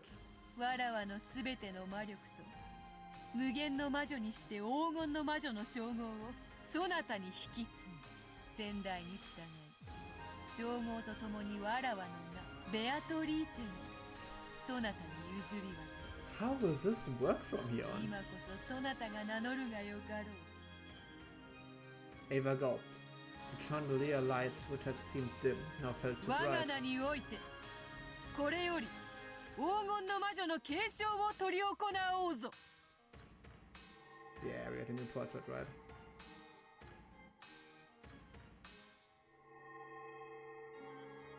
Ooh, cute. The instant that Beatrice made the proclamation, golden brilliance buried everything and changed it into a majestic space that looked like a throne room. In that throne room, there was a crowd of Beatrice's minions and brethren, as well as countless gold butterflies, celebrating his first succession ceremony in 1,000 years. And there was Beatrice on the throne that only the endless witch was permitted to sit in, holding a golden staff, reigning with a dazzling dignity. Without being ordered by anyone, Ava automatically kneeled, hanging her head. The gold attendant respectfully offered Beatrice a golden staff modeled after the winged angel.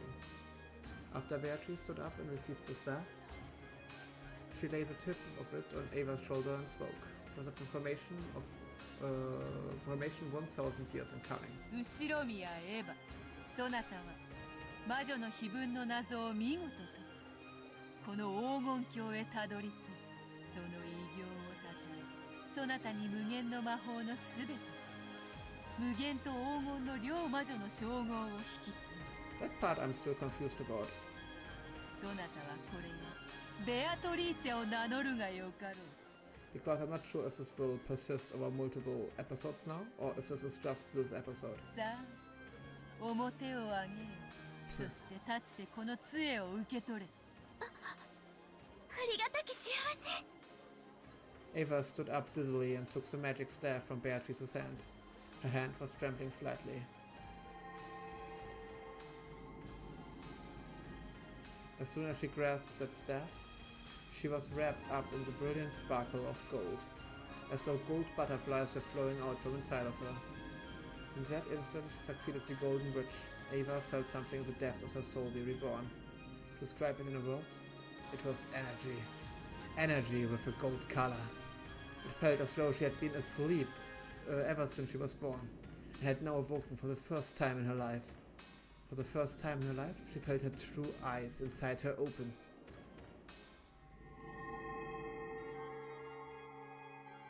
No, she's still normal. Oh. There's a witch Ava. Cute. That's such a cute outfit. Oh. Oh. Hi, you two. 黄金の魔女にふさわしき美しき装いよ。さあ、一同の者たちにそなたの姿を見せてやるがよい。 But funny how kids Ava became the golden witch, but not the actual Ava. Like the adult Ava. そなたこそが今や新しき魔女であることを知らしめてやるがよい。 Ava? No. The new Beatrice turned around timidly. And she did. The witch's minions, which filled the vast throne room, honored her with a wild applause that sounded like the roaring of a sea. さあ、皆の者、ベアトリーチェの肖像画をすべて新しきベアトリーチェに新しきベアトリーチェに祝いの言葉を捧げよ。 Oh, it's like such a cool picture.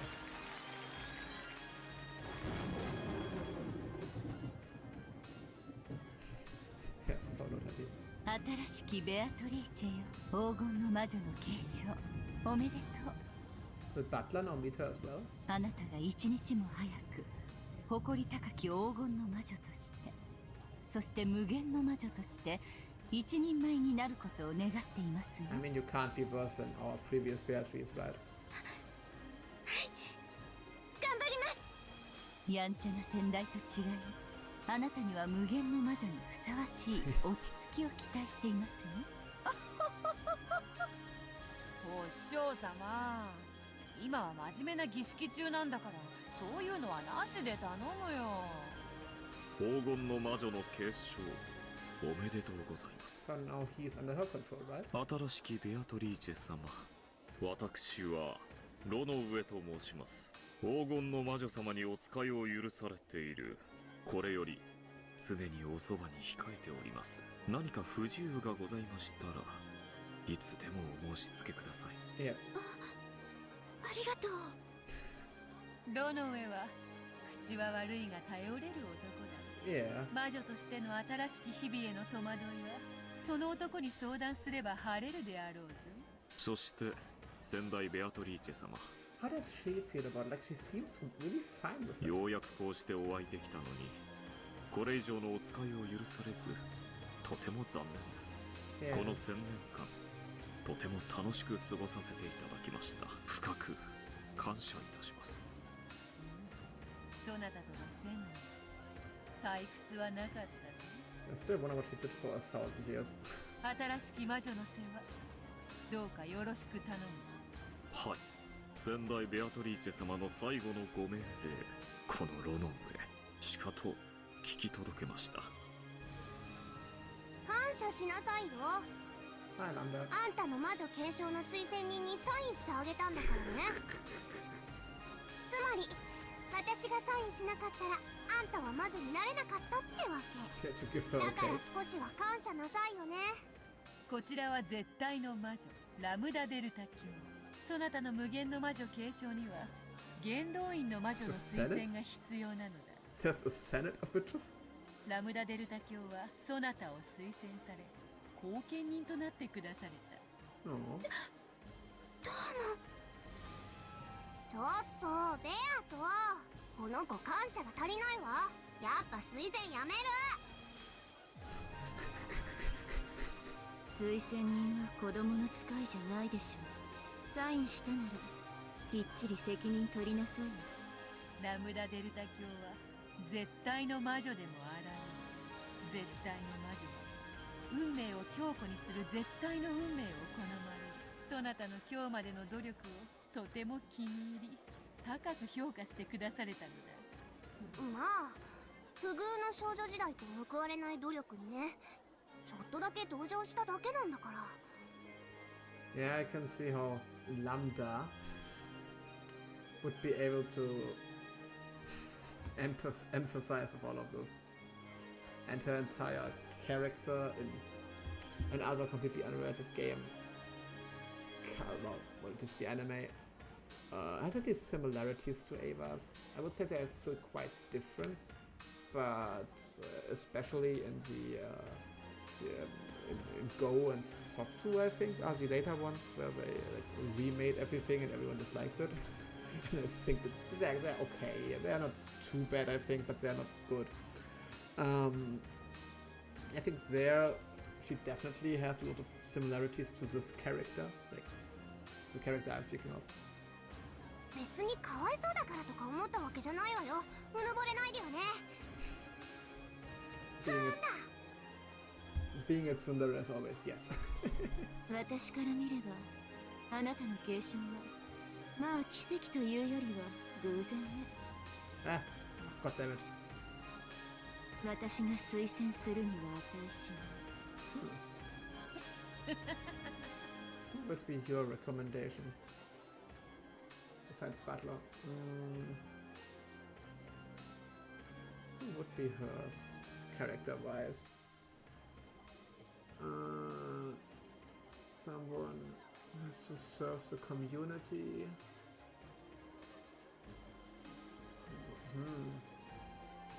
Actually, I'm thinking about it now. I'm not too sure about her character as a whole.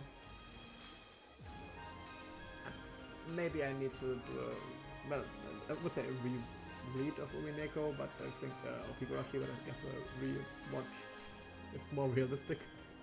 こちらはベルンカステル教、とても気難しい御人でね。だがこうして参列し祝福してくれただけでも行幸というものよ。1000年ぶりの珍しいイベントだから来ただけ。美味しいお酒も出るそうだし。Yeah, some alcohol. You like that. 新しきベアトリーチェ様、ぜひ私たちにもご挨拶させてください。どうもはじめまして。 The seven sisters of Purgatory formed a line side by side. The elder sister, Lucifer, took a step forward and kneeled. こやつらはわらわに仕えし家具たち、継承祝いにそなたに使わそう。そなたには黄金の魔女を継承した後、自らの復活の儀式を執り行ってもらわねばならない。その儀式において煉獄の七姉妹たちは欠かせぬ役割を果たす。 So this way we still have to do the ritual. くせ者揃いだが役には立つぞ。手足とするがよい。常にベアトリーチェ様のおそばに。何事もお命じください。必ずや遂行してご覧に入れます。You're quite eager on that.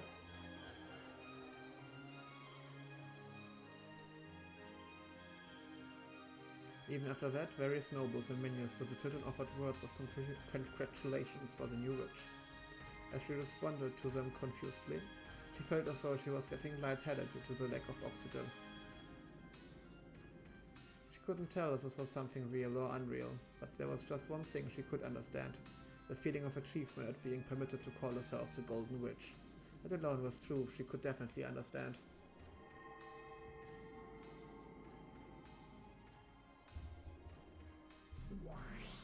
これはどういうことなんだ。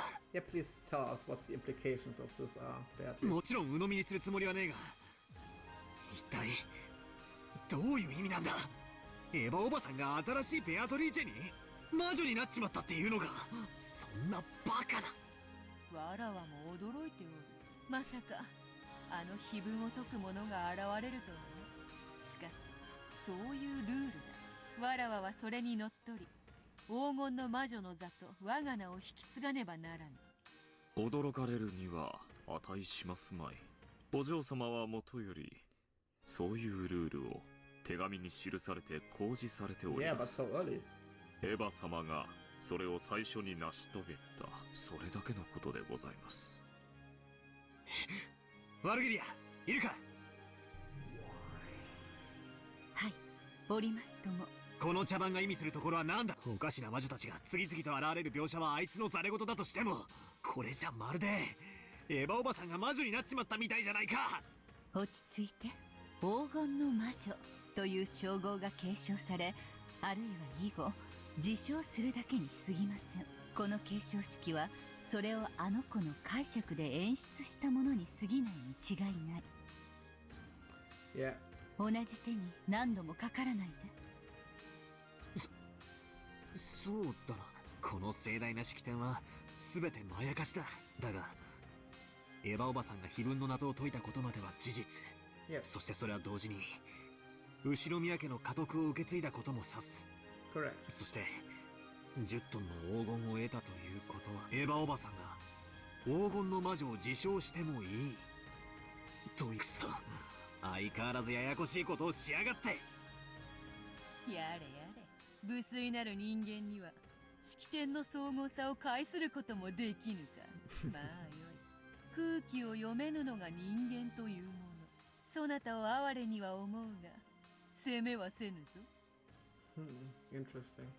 The one thing I was wondering is, why is Ava the one to succeed first? Like, obviously she is the smartest, I would say. But what about Ava is what makes her a witch? I would say it's probably that she's the most stunted in a regard. Like, Rosa has constantly the inferiority complex, and we saw that. But she doesn't seem to be trapped in the past. She's formed by the past, but she's gone through more awful things and now has become a different person because of that. She's changed since her childhood. Kraus and Rudolph, while childish at times, seems to be quite content with themselves and their position they are in. While Ava is still stuck in the past. She's still a child. And it's easier for children to believe, is probably what this is saying. And since Ava has this inner child, she is the one capable of becoming a witch, but not the others. But how would this work with, what's it called, adult witches being around? Like, Beatrice is still kind of childish, so I don't think it counts, but Virgilia seems quite mature, which would go against that idea. What makes Ava the perfect candidate? We'll see. We'll see how she develops. くそ、かわいそうな人を見るような目で見やがって。だが、とりあえず確認をする必要はある。それは若返ったエヴァおばさんみたいな分身、つまり新しいベアトリーチェとかいうやつの定義についてだ。あれは何なんだ。わらわがそれを語ろうと。どうせそなたは魔法は信じぬ、魔女は信じぬの一点張りであろう。だからわらわから説明することは特にない。そなたが思う通りに信じればよい。俺が思う通りだと？じゃあどう解釈すりゃいいんだ。後宮エヴァの内面的別存在の視覚化と、今は捉えていただき差し支えないかと思いますよ。もちろん鵜呑みにはできませんが、今はそう理解するのが妥当でしょう。つまりエヴァおばさんも彼女も More or less. おなくさ、なんだか気持ち悪い展開になったぜ。そういうわけで、これよりベアトリーチェはわらわの名ではないぞ。Then who are you? 後宮エヴァに引き継いだからな。というわけで、わらわは名なしだ。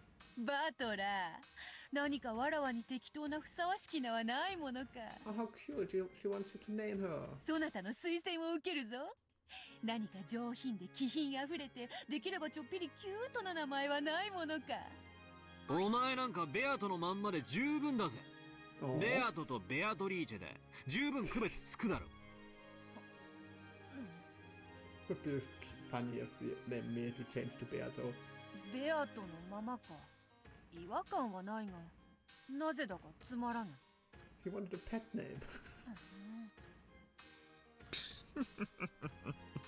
See, mom and dad are also laughing at you too. 紅茶の温度と女心はいつの時代も難しゅうございます。Yes. バトラ君、とにかく以後は冷静に。この子がベアトリーチェだった時に比べれば、現在の彼女は後ろ宮エヴァと判別がつくだけ、私たちに状況は有利です。だからこそ何を考えてるんだ、ベアトのやつめ。Yeah, what's the point behind making Ava the witch?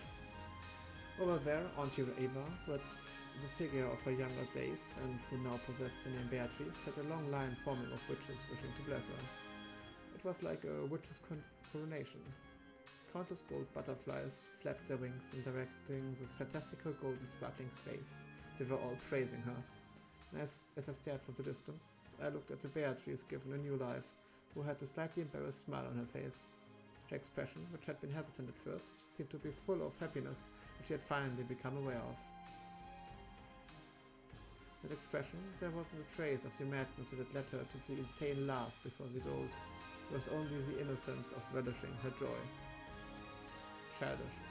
Since I deny witches, I couldn't accept her as she showed that joyful expression at her witch succession ceremony. However, as I watched that innocent smile, it made me feel like I wanted to celebrate her, just for now. Aww. That's nice. It's still her personal achievement, no matter if it's like a witch or just her thoughts about becoming a witch, so to speak. The moment when a strong effort is successful and rewarded is always beautiful.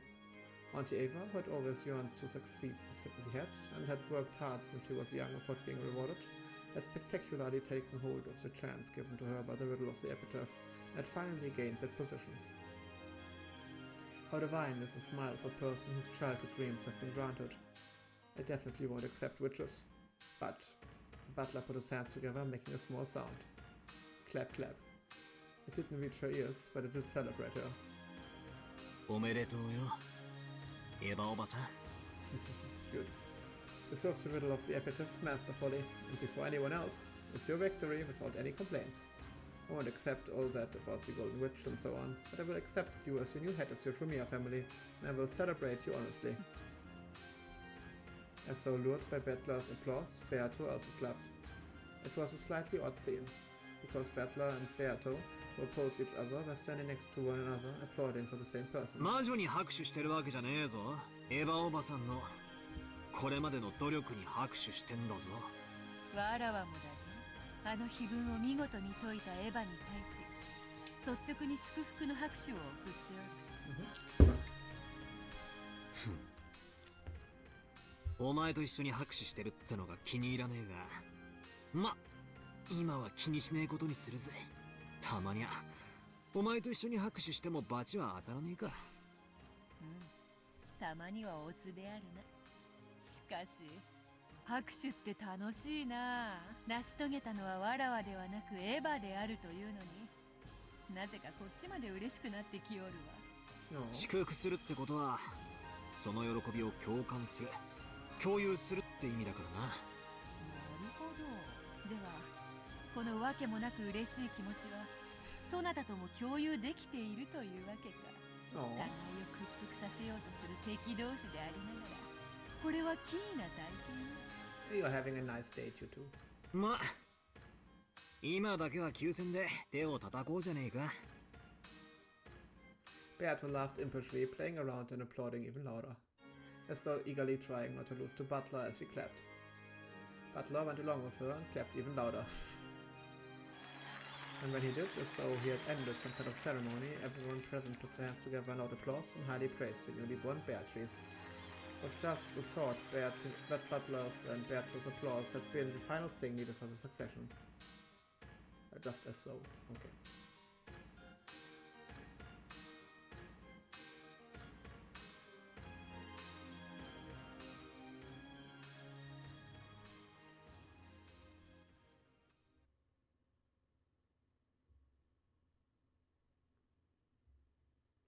And here we reached once again a full-on checkpoint.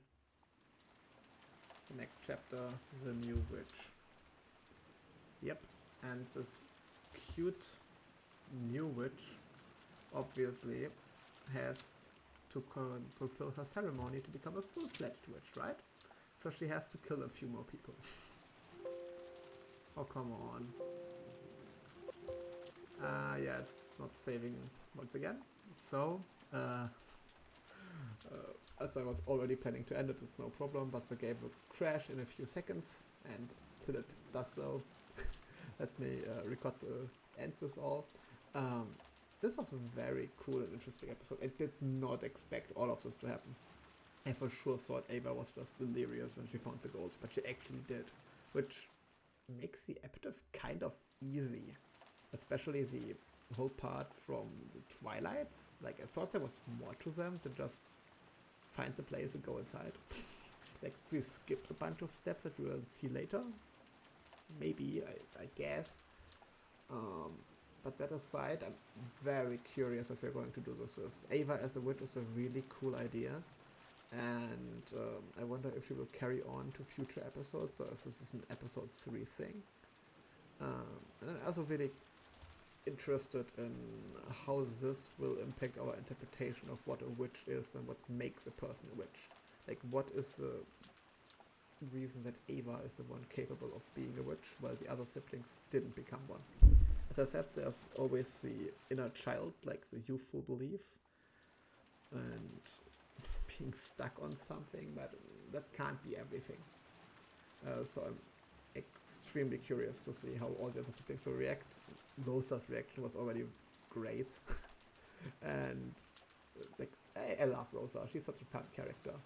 And I do wonder if this whole thing will escalate into what I kind of predicted in Ava's self-destruction run, where she will take out, or well, someone will take out all of her siblings in the ceremony for her to become the true witch. And in the end, because she doesn't want to rely on anyone else, she might even take out her own husband and son. That's kind of the idea I'm still going with, so I'm curious how far she is actually going to go for her title and position as the new head. Thank you for now, and have a good night. Bye bye.